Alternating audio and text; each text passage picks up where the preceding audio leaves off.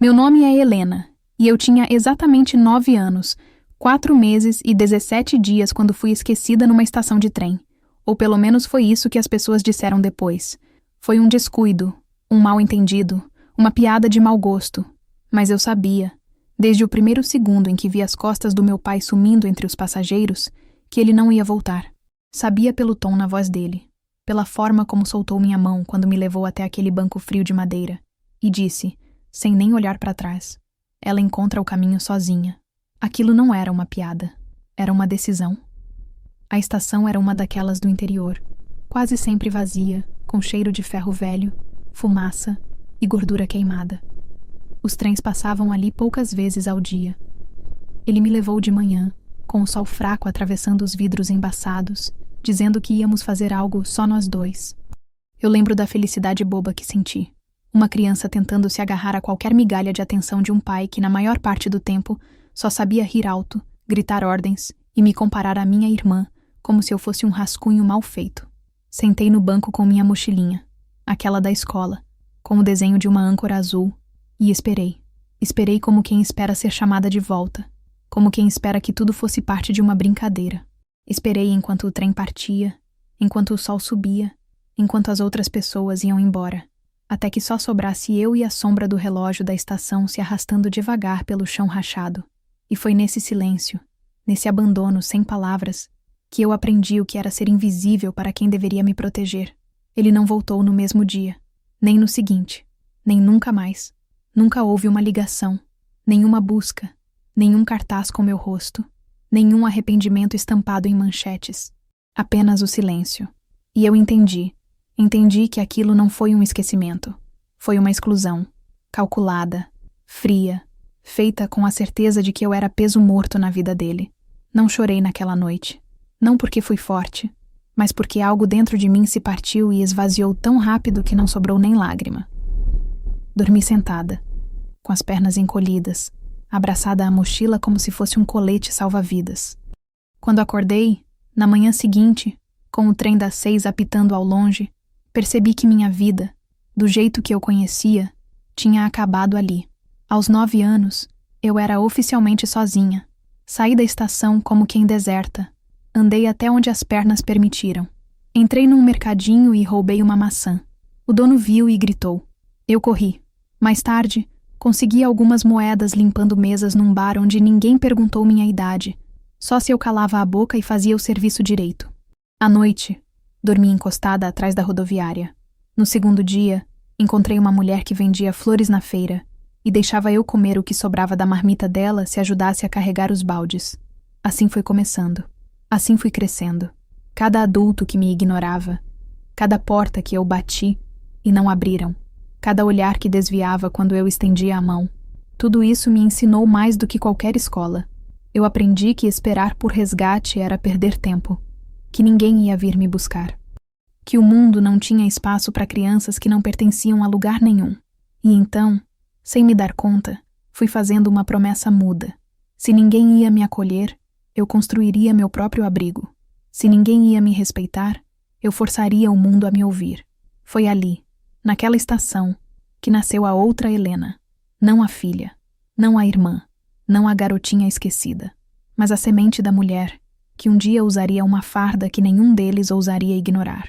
A mulher que comandaria navios, que veria seu nome estampado em manchetes por mérito e não por tragédia, que receberia continência de oficiais que jamais imaginariam de onde ela veio.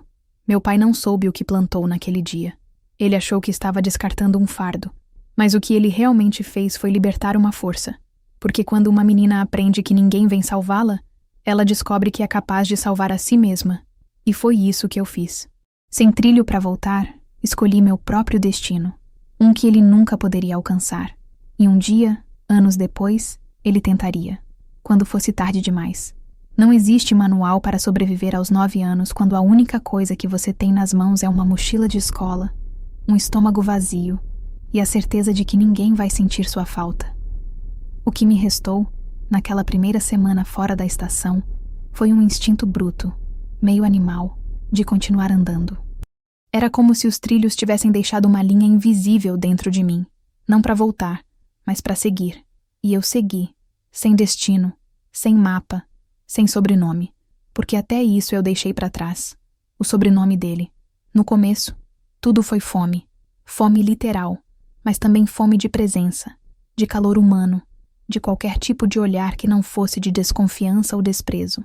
Nos primeiros dias, fui empurrada de praça em praça, de feira em feira, dormindo entre barracas desmontadas, atrás de postos de gasolina, debaixo de pontes onde o concreto ainda conservava o calor do dia. O mundo não é gentil com meninas sozinhas, muito menos com as que não choram mais. Encontrei uma senhora chamada Ivone que vendia legumes na calçada. Ela me deu uma banana no primeiro dia, uma sopa rala no segundo. Disse que se eu carregasse as sacolas dela, podia dormir no quartinho dos fundos por uns dias. Mas mesmo ela, que me tratou com mais dignidade do que qualquer parente de sangue jamais tratou, me olhava com uma pena velada. Não perguntou meu nome. Só disse: "Menina, o que fizeram com você foi de matar." Eu não respondi. A essa altura, aprendi que toda história que começa com "meu pai me deixou" acaba em silêncio constrangido ou em desconfiança. Preferi o silêncio. Fiquei 3 semanas com ela. Aprendi a pesar tomate, a empilhar abobrinha e a engolir o orgulho. Depois fui embora antes que ela me pedisse. Antes que ela também me deixasse. Porque eu não suportava mais a sensação de estar ocupando espaço demais. Aquilo grudou em mim como uma praga. A convicção de que eu era um estorvo. Que tudo o que eu fizesse era demais. Minha presença, minha voz, meu prato sujo, minha existência. Segui vagando. Aprendi a pedir comida do jeito certo, sem parecer ameaça, mas também sem parecer frágil. Andava de cabeça baixa, mas com o corpo firme. Nunca aceitei carona. Nunca entrei em carros. Nunca contei a ninguém meu nome verdadeiro. Dormia com os sapatos nos pés e a mochila abraçada ao peito, com os cadarços enrolados no braço, como se aquilo fosse algum tipo de alarme, caso alguém tentasse arrancá-la de mim. Com o tempo, aprendi a lavar louça em restaurantes em troca de restos, a varrer a frente de padarias por moedas, a empilhar caixas em depósitos. E foi num desses depósitos, aos 11 anos, que ouvi pela primeira vez a palavra Marinha. Um rapaz chamado Beto contava rindo que o primo tinha se alistado e agora não levava mais desaforo de ninguém. Aquilo me ficou. E naquela noite, deitada entre sacos de farinha e cheiro de madeira, pensei: talvez esse seja o caminho. Um lugar onde se ganha respeito com disciplina. Onde ninguém ri da sua cara se você aprender a andar firme e olhar reto. A partir daquele dia, tudo o que fiz foi com esse objetivo. Não por patriotismo, não por honra. Essas palavras viriam depois, mas por sobrevivência. Por desejo de um uniforme que me desse escudo. Por fome de ser chamada pelo primeiro nome sem desprezo na voz. Eu não sabia como, nem quando, nem onde, mas soube que a Marinha seria minha fuga, minha trincheira, meu novo sobrenome. Aos 12, me escondi dentro de uma escola pública e comecei a frequentar aulas sem estar matriculada. Anotava tudo o que o professor dizia, dormia nos fundos da quadra, acordava antes do primeiro turno e fingia ser aluna. Um dia me pegaram. A diretora, Dona Lúcia, em vez de me expulsar, fez o que ninguém nunca fez. Me olhou nos olhos e disse: "Se quer estudar, então vai estudar direito." Mas sem essa de dormir embaixo da arquibancada. Me ajudou a conseguir um abrigo temporário. Uma chance. Passei 3 anos nesse abrigo. Dormitórios coletivos, regras rígidas, horários para tudo. Mas nada disso me incomodava. Na verdade, me organizava por dentro.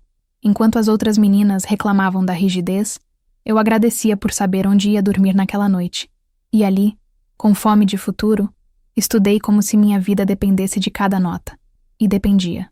Quando completei 15, fiz o que muitos duvidaram. Me inscrevi para o curso preparatório militar. Foi a primeira vez que assinei um papel com meu nome completo desde a estação. Era como se eu estivesse ressuscitando uma identidade que ele tentou enterrar. Mas eu não era mais aquela criança. Era outra. Aquela que sobreviveu sem família, sem sobrenome, sem colo.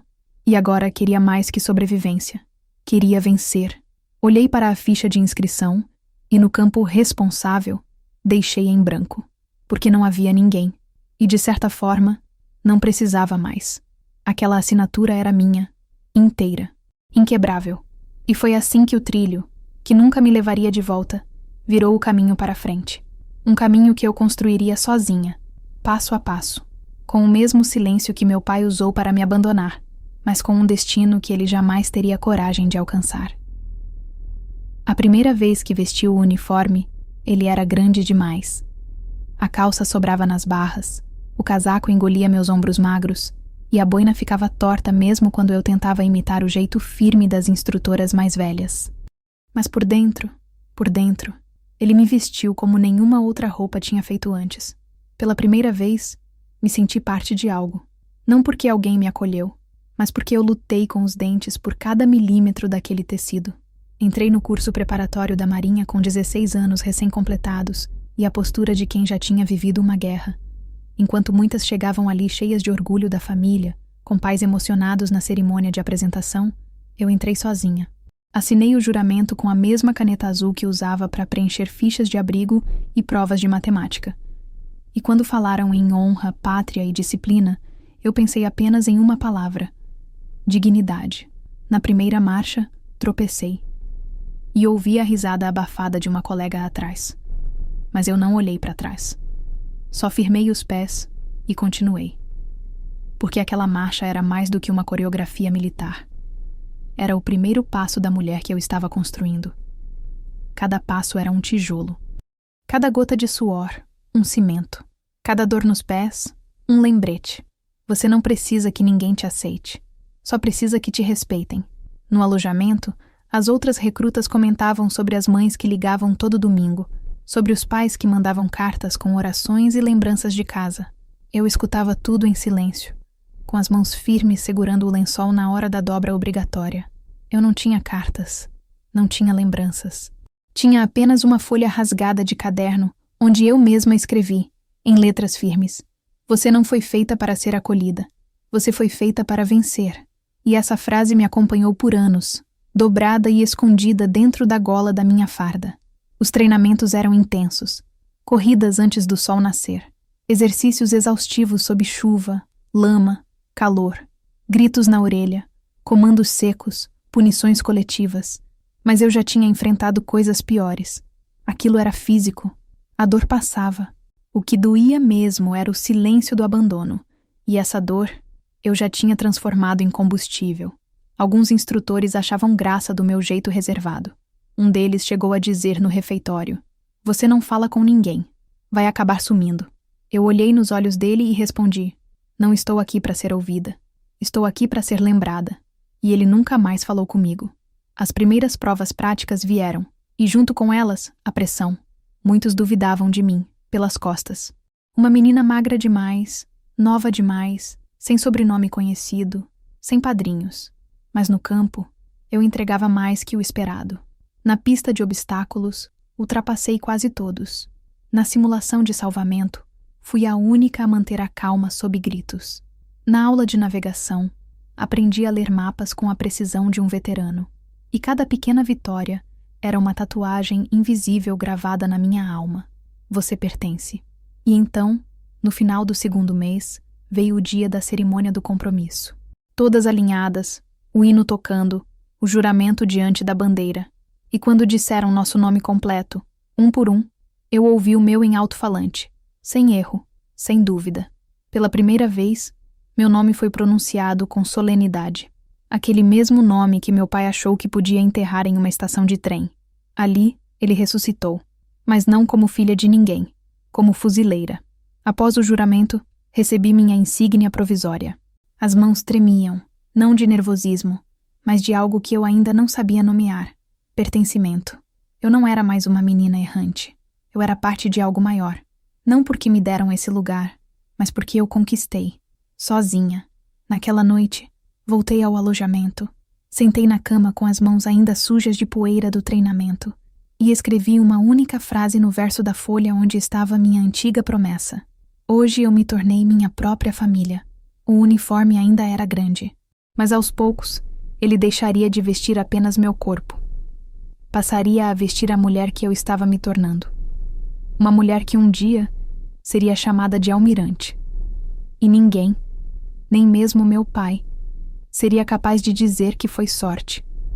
A farda era minha armadura, Mas não era escudo contra o que vinha de dentro das instituições. Contra o que ninguém falava em voz alta, mas todos sentiam que uma mulher jovem, sem sobrenome de prestígio, sem apadrinhamento político, sem pai que fosse coronel da reserva ou tio general de gabinete, não deveria subir. Era como se meu silêncio, que antes era sobrevivência, agora passasse a incomodar. Como se a disciplina fosse bem-vinda, mas só até certo ponto. Se ultrapassasse esse limite invisível, me tornava ameaça. Comecei a perceber os olhares enviesados quando recebi meu primeiro destaque em uma operação de resgate durante o treinamento avançado. Eu não fiz nada além do esperado. Coordenei a evacuação com rapidez. Mantive a comunicação limpa. Dei cobertura a um dos oficiais feridos. E finalizei o exercício com precisão. Mas quando fui chamada ao centro para receber os parabéns diante da turma, o comentário de um instrutor me cortou como navalha. Tá achando que já pode bater continência de comandante, é? Na hora não respondi. Mas dentro de mim, algo se fechou. A guerra invisível começava. Não era feita de bombas nem de tiros, mas de olhares atravessados, de comentários sussurrados nos corredores, de ordens truncadas que vinham apenas para mim, de relatórios que sumiam misteriosamente da minha mesa, de missões repassadas sem tempo hábil, e depois, a cobrança pública por não ter entregue.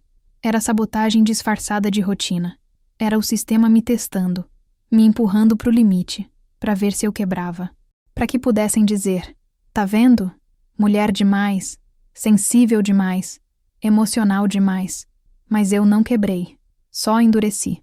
Enquanto as outras riam no refeitório ou se envolviam em pequenos círculos de afinidade com quem dividia sobrenome ou estado de origem, eu estudava os manuais. Aprendia códigos, revisava normas, simulava estratégias em cadernos escondidos dentro do armário. Aprendi a decifrar as entrelinhas do manual, tanto quanto as entrelinhas do comportamento humano. Aprendi a não reagir na hora, a não mostrar raiva. A única coisa mais perigosa que uma mulher furiosa é uma mulher que aprendeu a disfarçar que está furiosa. Quando vieram as primeiras missões oficiais, já com o brevê no peito, deram para mim as piores funções. As rotas mais longas, as planilhas mais insuportáveis, as inspeções em bases remotas onde ninguém queria pisar. Tudo isso como castigo disfarçado de rodízio. Mas eu ia, sem reclamar, sem atrasar. Entregava antes do prazo. Cruzava o país em estradas lamacentas, em helicópteros com falha elétrica, em caminhonetes sem ar-condicionado, só para provar uma coisa. Eu podia fazer tudo o que os homens faziam, e fazer melhor. Porque, diferente deles, eu não tinha para onde voltar se fracassasse. Houve uma noite em especial, numa base isolada no litoral norte, em que meu superior me chamou numa sala fechada, apagou as luzes e disse: "Não é sua capacidade que incomoda, Helena. É o seu silêncio. Você devia sorrir mais." Ser menos fria. Eu não respondi. Só olhei para ele e, com a frieza mais calculada que já usei na vida, disse: "Prefere que eu sorria enquanto executo ordens com perfeição ou que eu ria enquanto erro?" Ele nunca mais falou comigo daquele jeito. Ali, naquela sala abafada pelo cheiro de poder pequeno e machismo grande, eu descobri que minha arma mais forte não era a farda, era o olhar e a ausência de medo nele. Mas não foram só homens. Algumas mulheres também me apontavam como arrogante, metida, antissocial. Diziam que eu achava que era melhor que todo mundo. Não, eu só não queria fazer parte de um jogo onde o prêmio era ser tolerada. Eu queria ser respeitada. E ser respeitada tem preço. O preço era dormir pouco, comer mal, lidar com piadas ácidas disfarçadas de brincadeira. O preço era ver gente menos qualificada subir mais rápido. Era ser testada 2, 3, 10 vezes mais. Mas eu paguei. Cada centavo. Com suor. Com silêncio. Com esforço. E pouco a pouco, sem alarde, comecei a ocupar espaços que diziam não ser meus. Fui destacada para projetos estratégicos. Liderei equipes em manobras logísticas complexas. Recebi menções elogiosas que os próprios autores tentavam esconder. Mas os registros estavam lá. As assinaturas, os relatórios, os resultados. E eu nunca precisei levantar a voz para provar nada. Aos poucos os olhares mudaram. Não por afeto, mas por desconforto, por respeito, por medo. E foi nesse exato ponto que eu compreendi. O sistema que tentou me esmagar seria o mesmo sistema que um dia Teria que me chamar pelo posto mais alto. E quando esse dia chegasse, eu não sorriria. Só assentiria com a cabeça. Como quem diz, eu sabia que esse momento viria. Eu só tive que chegar antes que percebessem. A nomeação chegou numa manhã comum, daquelas em que o uniforme já fazia parte do meu corpo, como uma extensão natural da pele. O rádio tocava baixinho no alojamento. O cheiro de café queimado escapava da cozinha do rancho, e eu dobrava minha manta de campo com o mesmo rigor de sempre. Nada indicava que aquele seria o dia em que meu nome deixaria de ser apenas um nome e se tornaria um símbolo. Foi o tenente que trouxe o envelope sem cerimônia. Deixou sobre a minha mesa, sem sequer olhar nos meus olhos, como quem tenta fingir neutralidade. O envelope era bege, oficial, com brasão em relevo e carimbo molhado. Eu não abri na hora. Guardei no bolso da calça. Terminei de ajeitar minhas coisas. Saí do alojamento com o passo calmo e só fui abrir depois, sentada no banco de concreto ao lado do mastro, onde o vento marinho costumava bater mais forte. Ali estava a assinatura, a data e o comunicado. Eu estava sendo promovida. A partir daquele dia, passaria a carregar a primeira estrela no ombro. Era oficial, irrevogável, inquestionável. Eu não chorei, nem sorri. Apenas fiquei olhando o papel por alguns minutos. Sentia o peso dele nas mãos. Mas era um peso bom, não como o do abandono, nem como o da desconfiança constante. Era o peso de tudo que construí com silêncio, disciplina e resistência. Era a confirmação de que, mesmo que tentassem me apagar, os resultados falavam mais alto. A estrela veio junto com uma cerimônia breve, como manda o protocolo, discreta, sem alardes. Mas ainda assim, eu vi. Vi o sargento mais antigo engolir seco quando ouviu meu nome. Vi o capitão hesitar antes de bater continência. Vi algumas das recrutas mais novas me observando de longe com olhos arregalados, cochichando entre si. Pela primeira vez, eu não era a sombra. Era o ponto focal. E foi então que percebi algo que me marcou mais do que a estrela bordada no tecido. Minha história começou a ser contada por outras bocas. Recrutas que não me conheciam perguntavam: quem é a Tenente Helena? Como quem pergunta por uma lenda. Alguns sabiam trechos. Falavam da menina que chegou sozinha, da oficial que nunca teve família presente nas formaturas, da mulher que respondia a tudo com o olhar, mas que nunca sorria fora de contexto. Alguns aumentavam, como todo mito exige. Diziam que eu tinha salvado um pelotão sozinha, que tinha enfrentado um superior na frente de todos. Nada disso era verdade, ou pelo menos não da forma como contavam, mas eu deixava, porque pela primeira vez, as palavras dos outros não me diminuíam, me amplificavam. Aquela estrela era só o começo, mas também era a prova viva de que eu não era mais invisível. Agora, as ordens vinham com meu nome no topo. Os relatórios passavam pela minha mesa. E mais do que isso, havia respeito. Não o respeito fingido de quem teme retaliação, mas o respeito denso, incômodo, silencioso.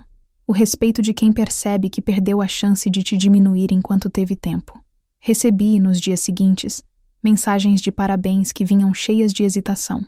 Colegas que antes riam pelas costas agora escreviam: "Você merece", com aquele tom neutro de quem reconhece tarde demais. Oficiais que me preteriram em missões começavam a me incluir em decisões. E mesmo os que ainda me olhavam atravessado, agora o faziam com mais cautela.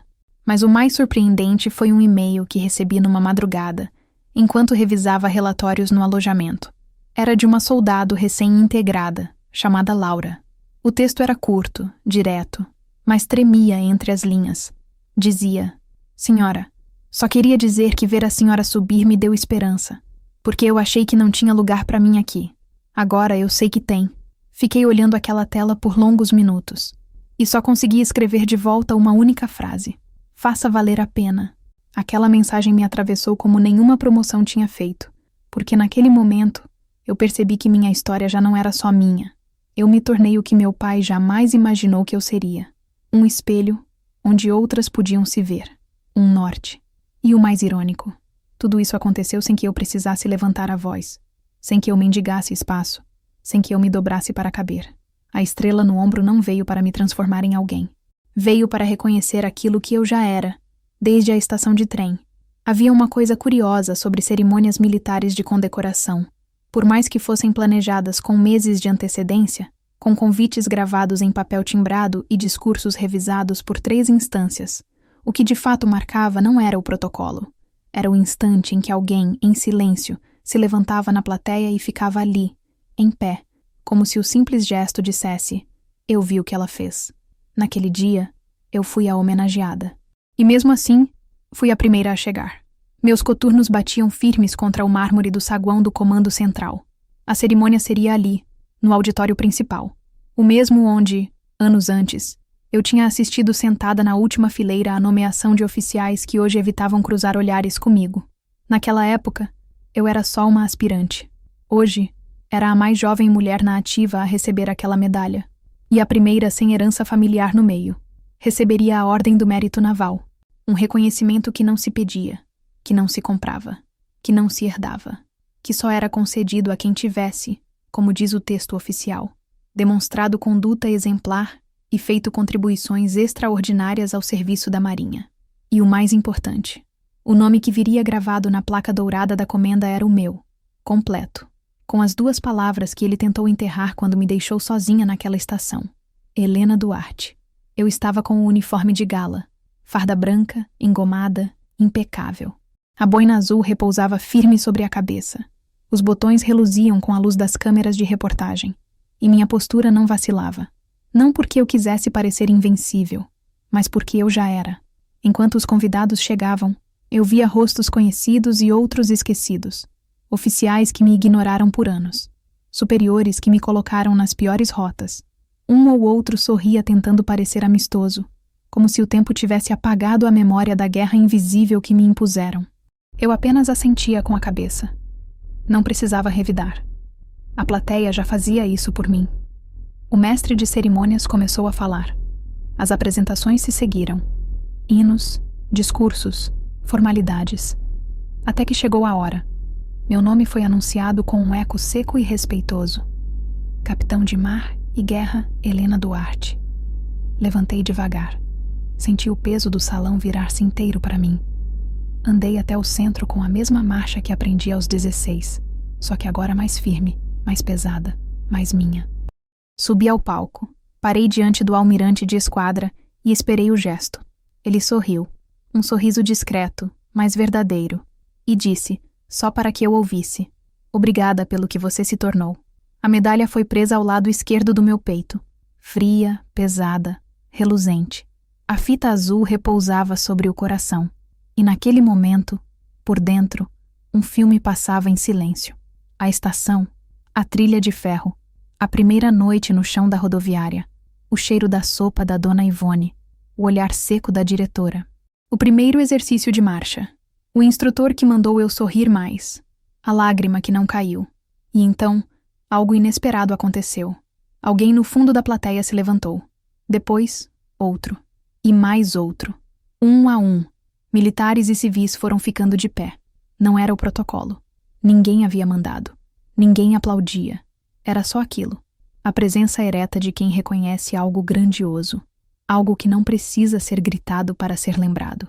Eu mantive a posição de sentido por mais 2 minutos, até ser liberada.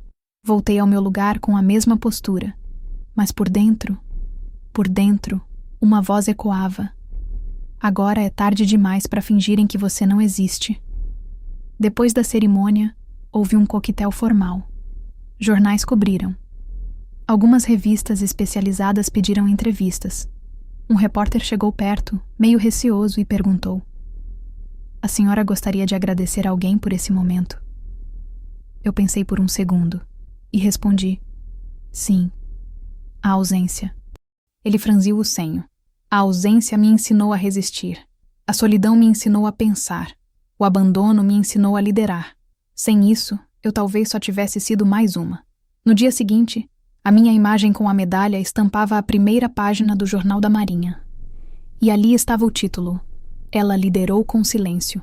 E hoje comanda com honra. Meu nome corria em grupos de WhatsApp de militares, circulava em centros de formação, era citado por jovens que se sentiam invisíveis. Pela primeira vez, minha história não era um segredo. Era uma bandeira. E foi por isso que naquela noite, enquanto limpava minha farda com um pano macio e guardava a medalha no estojo oficial, recebi uma notificação no celular. Um número que eu não reconhecia, mas a prévia da mensagem era clara. Uma frase curta, familiar, assombrosa. Filha, foram 15 anos. 15. 3 lustros de silêncio absoluto. Nenhuma carta, nenhuma mensagem, nenhuma pergunta em cartório, delegacia, escola, nenhuma busca, nenhuma tentativa disfarçada de arrependimento. Durante todo esse tempo, meu pai foi um ponto morto no meu passado. Um erro de origem que aprendi a não repetir. Mas naquela noite, quando o celular vibrou sobre a mesa e a palavra filha apareceu no visor, foi como se um espinho antigo empurrasse de volta a pele. Uma palavra tão curta, mas que carregava uma vida inteira de ausência. Não abri a mensagem de imediato. Fiquei olhando para a tela, imóvel, como quem reconhece uma voz dentro de um sonho e não sabe se corre ou se acorda. Eu estava sozinha no alojamento de oficiais superiores. Acabara de voltar da cerimônia, ainda com a maquiagem discreta nos olhos e a farda dobrada sobre a cadeira. A medalha repousava dentro do estojo de veludo azul, agora trancado na gaveta do armário. A glória era recente, mas o passado parecia sempre saber quando era hora de bater. E bateu. Esperei alguns minutos. Levantei, fui até o banheiro, lavei o rosto. Quando voltei, o celular mostrava algo que me congelou. 12 chamadas perdidas. Em questão de minutos. O mesmo número, sem nome, sem explicação. A notificação da mensagem ainda estava lá. Filha, e logo abaixo, sou eu, seu pai. Abri e li. Cada palavra parecia escrita com as mãos que um dia me empurraram para o esquecimento. Vi a senhora na televisão hoje. Meu coração parou. Achei que era uma coincidência, mas quando disseram seu nome completo... Meu Deus, Helena, eu não sabia. Não sabia que você tinha conseguido tudo isso. Não sabia que estava viva. Eu achei que você voltaria naquele dia. Eu achei que... Eu errei. Me perdoa. Aquilo não era um pedido de desculpa. Era um reflexo tardio. Um homem tentando colocar palavras onde já não havia mais lugar. A verdade é que ele sabia. Sabia que eu não tinha voltado. Sabia que não tinha me procurado. Sabia que me abandonou. A diferença agora é que ele estava descobrindo quem ele tinha abandonado. Fiquei em silêncio. Não respondi. Mas a avalanche não parou. Mais chamadas. 19, 24, 31. À medida que a madrugada avançava, o número subia. As mensagens vieram em sequência, como quem tenta apagar fogo com gasolina. Só quero ouvir sua voz. Preciso saber se você está bem. Fui um idiota, eu sei. Vi você recebendo a medalha. Chorei vendo a TV, minha filha. Você se tornou uma mulher que o Brasil inteiro respeita. Me dá uma chance. Por favor. Só quero ver você. Nem que seja de longe. As palavras eram tentativas de remendo sobre uma estrutura que ele mesmo demoliu. E eu não sentia raiva, nem dor. Sentia lucidez. Porque eu sabia. Ele não me procurou por mim. Me procurou por quem eu me tornei. Aos olhos do mundo, agora eu era a almirante mais jovem e mais condecorada da Marinha Brasileira. Meu nome circulava entre ministros, repórteres, colunistas. Eu era símbolo. Eu era referência. Eu era alguém de quem se dizia, essa merece ser ouvida. E isso doía mais nele do que o silêncio. Porque se eu fosse apenas mais uma perdida, ele nunca teria vindo atrás. Na manhã seguinte, abri o celular. 52 chamadas perdidas. Respirei fundo. E escrevi uma única mensagem. Você só me procurou porque todo mundo me aplaudiu. Mas onde você estava quando eu caí sozinha? Quando eu dormia no chão de rodoviária? Quando eu comia resto de feira? Onde você estava quando eu entrei fardada pela primeira vez? Você não é meu pai. Você foi só o homem que me deixou naquela estação. E agora eu te deixo aqui. Bloqueei o número. Sem choro. Sem tremor nas mãos. Apenas uma sensação. Missão encerrada. A vingança, no fim, não foi feita de gritos nem de escândalos. Foi feita de aplausos, que não vieram de sangue, mas de mérito. Foi feita de uma estrela no ombro e de uma porta que se fecha. Não com raiva, mas com dignidade. Naquela noite, fui dormir com o uniforme pendurado e a medalha guardada. E o passado, finalmente, do lado de fora da minha história. Quando o telefone finalmente parou de vibrar, eu o deixei virado para baixo sobre a mesa, como quem encerra um capítulo sem precisar rasgar as páginas. As chamadas cessaram. O silêncio voltou. Mas dessa vez, ele não era o mesmo silêncio que me cercava quando dormi no banco da estação, aos 9 anos. Era um silêncio mais poderoso, um silêncio escolhido, um silêncio de quem já não precisava provar nada e nem responder mais ninguém. As 52 chamadas perdidas não eram números. Eram anos condensados de ausência tentando ser recuperados com pressa, como se a insistência pudesse apagar a omissão. Mas o que meu pai jamais entenderia, e que muitos também não entendem, é que o tempo não é elástico quando se trata de abandono. Ele não volta, ele marca, ele cicatriza torto. Nos dias seguintes à cerimônia, minha história começou a circular mais do que eu podia acompanhar. Jornais, portais de notícia, programas matinais, colunistas militares, até podcasts queriam entrevistar a almirante que surgiu do nada. E mesmo sem saber dos detalhes, o público sabia de algo essencial. Eu não vim de família tradicional. Não fui criada no conforto. Não tinha sobrenome de quartel. Eu era uma exceção. E foi aí que começou a segunda parte da história. Aquela que eu não escrevi. Aquela que os outros passaram a narrar por mim. Mensagens começaram a chegar por todos os lados. Recrutas de norte a sul escreviam para dizer que queriam ser como eu. Jovens cadetes contavam que levavam minha história dobrada em papel dentro da farda, como uma lembrança de que era possível chegar. Houve até quem tatuasse meu nome, com a palavra resistência, logo abaixo. Eu não sabia o que fazer com aquilo. Não fui treinada para o aplauso. Fui treinada para suportar. E enquanto tudo isso acontecia, lá no fundo, havia aquele número bloqueado. Eu sabia que ele continuava tentando, usando outros celulares, mandando e-mails vagos, sem título, como quem joga garrafas ao mar. Algumas mensagens escapavam pelo Instagram, como tentativas camufladas, perfis sem foto, nomes genéricos. Mas o padrão era sempre o mesmo. Estou doente. Pensei em você todos os dias. Vi sua foto no jornal. Você está linda. Só quero conversar só uma vez. Me dá essa chance, filha. Mas ele não queria conversar. Ele queria se redimir sem carregar o peso da culpa. Ele queria me usar como alívio de consciência. Queria me ver dizendo: tá tudo bem agora. Porque assim ele poderia voltar ao papel de pai, sem nunca ter cumprido esse papel de verdade. E o que me doía, talvez mais do que qualquer palavra dele, era saber que aquele homem riu quando me deixou para trás. Sim, riu.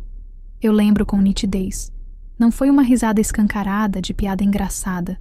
Foi aquela risadinha de canto, carregada de desprezo, quando disse: ela encontra o caminho de casa sozinha. Ele achava que eu ia tropeçar. Que alguém me recolheria. Que, no máximo, viraria uma história mal contada que ele mesmo apagaria com o tempo. Mas agora ele assistia à minha ascensão do lugar mais desconfortável, a margem, o esquecimento, e o peso disso parecia estar o destruindo, porque ele sabia, não havia mais convite, não havia mais porta aberta. A vida seguiu, sem ele, melhor sem ele. Um jornalista me ligou certa manhã e disse que havia um homem ligando para a redação, dizendo que era meu pai. Queria deixar uma carta aberta. Queria contar a verdade. Respirei fundo e disse apenas: se publicar, eu processo. Se insistir, silencio publicamente o nome dele. O jornalista entendeu. E não publicou. Eu não queria vingança pública. Queria apenas paz. A vingança já tinha acontecido. Não no escândalo, mas no silêncio. Porque agora ele era o que eu fui um dia. Alguém do lado de fora de uma porta que não se abre. E dessa vez, eu é que não estava do outro lado. Certa noite, estava sentada na varanda da minha nova residência oficial, quando vi o celular vibrar. Era outro número. A mensagem dizia: eu te vi no desfile. Você estava linda. O país inteiro te aplaudiu. Eu só queria ter a chance de aplaudir também. Me deixa ver você. Uma vez. Só uma. Apaguei.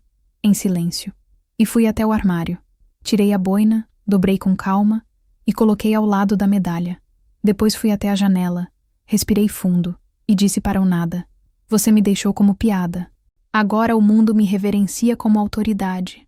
E eu te deixo exatamente onde me deixou, no banco da estação. Só que dessa vez, é você quem espera por alguém que nunca vai voltar.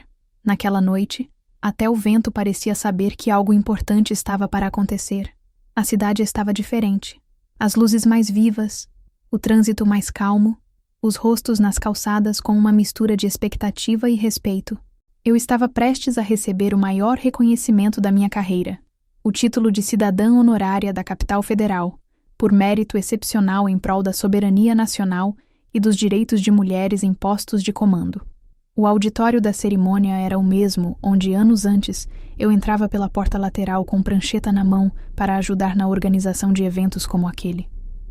Agora, meu nome estava impresso na entrada, em letras grandes, em banners elegantes. Era impossível ignorar. Era impossível fingir que eu não existia. As cadeiras estavam todas ocupadas.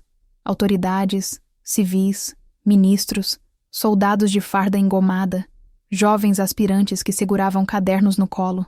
As pessoas cochichavam, mas não por escândalo, por admiração. Ela chegou onde ninguém achava que seria possível. Foi aquela que veio do nada. É a almirante. E então, no momento exato, meu nome foi anunciado ao microfone. Não com pressa, não com descuido, mas com peso. Com imenso orgulho, convido ao palco a almirante de esquadra Helena Duarte. O som do auditório se transformou num silêncio respeitoso, como se o ar segurasse a respiração comigo. Cada passo meu ecoava no chão de mármore, e os olhos me seguiam como se observassem uma raridade. Eu subi sem pressa porque eu esperei a vida inteira por aquele momento. E agora, ele era meu. Lá de cima, olhando para aquela multidão sentada, vi rostos emocionados, vi jovens que me enxergavam como uma estrada aberta, vi homens que antes se achavam superiores agora assentindo com o queixo abaixado. Vi minha história finalmente ocupando o espaço que lhe foi negado por tanto tempo. E então veio o ponto alto da cerimônia.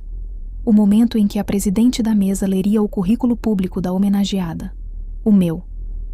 Todos esperavam os feitos técnicos, as promoções, as operações. E vieram. Um a um, com detalhes. Mas ao final, ela olhou para o papel, suspirou e disse: mas nada define melhor a almirante Helena Duarte do que sua origem. Filha de ninguém, vinda de lugar algum, forjada não por sobrenomes, mas pela ausência deles. Uma mulher que cresceu do silêncio e hoje comanda pela dignidade. O auditório se levantou. Todos, de pé. Era uma salva não apenas a militar. Era a sobrevivente, a mulher, a menina da estação de trem, a que ninguém esperava, a que virou motivo de telefonemas perdidos. E naquele segundo, algo profundo me atravessou. Porque em algum lugar naquela cidade, talvez em frente a uma televisão velha, talvez escondido por trás de uma tela de celular, estava ele, o homem que riu da filha, o homem que a largou com uma mochila e uma frase. Ela encontra o caminho de volta sozinha. Ele estava assistindo. Eu sabia. Era o tipo de ego ferido que não suporta a ausência quando a fama chega. E agora, ele ouvia o nome que desprezou ser repetido, projetado, respeitado, mas não era só o nome, era a construção por trás dele. Era tudo o que ele tentou impedir e que floresceu a revelia da rejeição. Depois da entrega do título, fui convidada a discursar. Subi ao púlpito com as mãos firmes, a postura ereta e o olhar direto.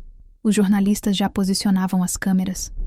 Eu poderia dizer tantas coisas. Poderia finalmente usar aquele espaço para lavar a alma. Mas não, eu não precisava disso. Então olhei para todos e disse: me perguntam sempre de onde eu vim, e eu respondo: do lugar que vocês mais temem, do silêncio, do desprezo, da exclusão. Mas foi lá que encontrei disciplina, força, estrutura. E se cheguei aqui, foi porque entendi cedo que o respeito não se implora, se conquista. Parei, respirei e fechei com o que precisava ser dito.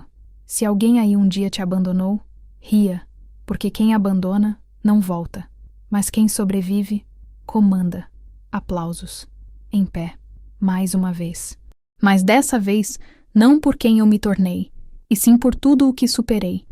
Na saída, fui abordada por jornalistas, fotógrafos, cadetes, admiradores. Recebi flores, livros, pedidos de autógrafo. Era como se todos quisessem me tocar só para dizer que me viram ali, que acreditaram. E no meio daquela multidão, o telefone vibrou. Um número novo. Mensagem curta. Eu vi. Você virou tudo o que eu nunca imaginei. Você me supera e me silencia. Me desculpa. Apaguei. Não respondi. Porque naquela noite, quem falava por mim era o microfone, a medalha, a multidão de pé, e a cidade inteira escutava. O dia seguinte amanheceu sem pressa. O céu de Brasília ainda carregava as cores suaves do amanhecer, quando eu abri a janela do meu alojamento e deixei o silêncio entrar antes de qualquer noticiário, qualquer notificação, qualquer palavra.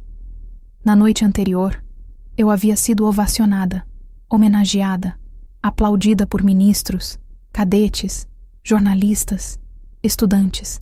Meu nome ecoou em alto-falantes, manchetes, transmissões ao vivo.